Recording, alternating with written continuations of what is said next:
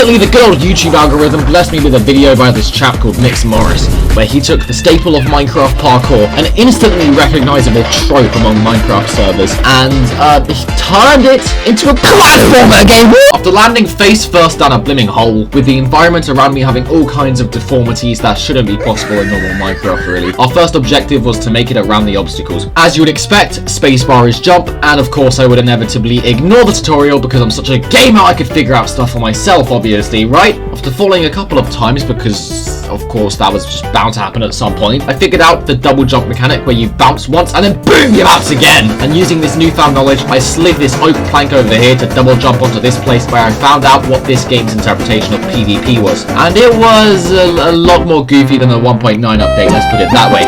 But after pummeling this undead to, the even more dead, I would figure out the crafting mechanic, where you would of course mine some wood and craft it up into planks. Though you can't control where you place these blocks, you just need to stroll up to the magic orbs of knowledge over here and they'll place all the blocks you need. Of course, we've seen the zombie, so the inclusion of a skeleton was inevitable, but I was able to dodge and defeat the skeleton by repeatedly sliding into it.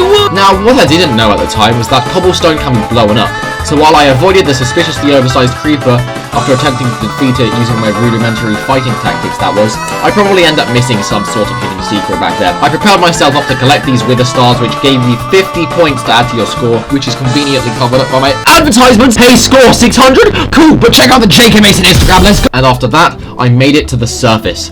But the surface wasn't all I expected to be. As it turns out, we were on a floating island with slime blocks and sheep and oddly shaped waterfall structures, along with invisible redstone apparently. So of course my first challenge was simply making it up to the first platform, which posed a bit of a challenge, as despite me using my Minecraft knowledge to assume you can bounce on slime blocks, the entire unit shrinks when you put it into water. Okay, how about trying to push it around the waterfall? Nope, that shrinks too. Is it something to do with the sheep? Nope. Eventually I spotted some sort of cave hidden behind the waterfall, which I really should have discovered sooner, as in video games there's usually always something behind a waterfall, and I figured I should position the slime block as close to the water as possible so that I can bounce into it, which showed me to this actuator for the wireless redstone, and due to the piston pushing down on this oak block, I can now use the double jump function to jump 3 blocks high. That's not game accurate at all. After rounding up some extra points on my score, I got into another squabble with a zombie, which I of course made light work of, swiftly dodged this skeleton over here, and after thrusting myself into a tree for the purpose of an extra 50 points, I had found myself back up on a desolate stone wasteland, filled with oversized creepers and a crafting table, with the one amalgamation of dirt up here promising the prospect of oak logs and more wood. So I pushed up this one remaining wood block up as high as I could, so I could jump up, and then constructed them into planks and started speed bridging like Dream. But that wasn't far enough, as I very obviously couldn't make that jump. So I turned around, slid past some monsters, harvested some more wood, and bam, made it across. After taking out one zombie, I gave up on the other one and then avoided the oddly oversized creeper as best as I could, and then I found this slime block parkour. Okay, well, it's just like Minecraft, right? You bounce and then move forward. Well, it's a far distance, but the diamond looks close enough to be able to make right. Oh goodness me, no it is not. And neither is bouncing to the one on the left. So if you want to know what I did, the only thing I could do in this situation, which was to mindlessly repeat the same jump over and over again, for about 35 minutes of the final recording in fact. Here's a montage of every single time I fell.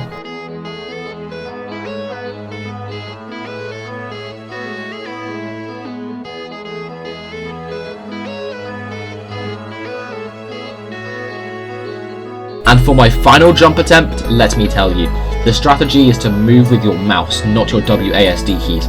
That is my one piece of advice, because that one piece of advice let me make it. So with TNT and a minecart and a sentient cow, the only logical thing to do is to chuck the TNT into the minecart and watch it roll, which revealed this redstone obsidian parkour, which shouldn't be possible because obsidian can't be pushed by pistons. But then again, that stone circular archway shouldn't be possible either.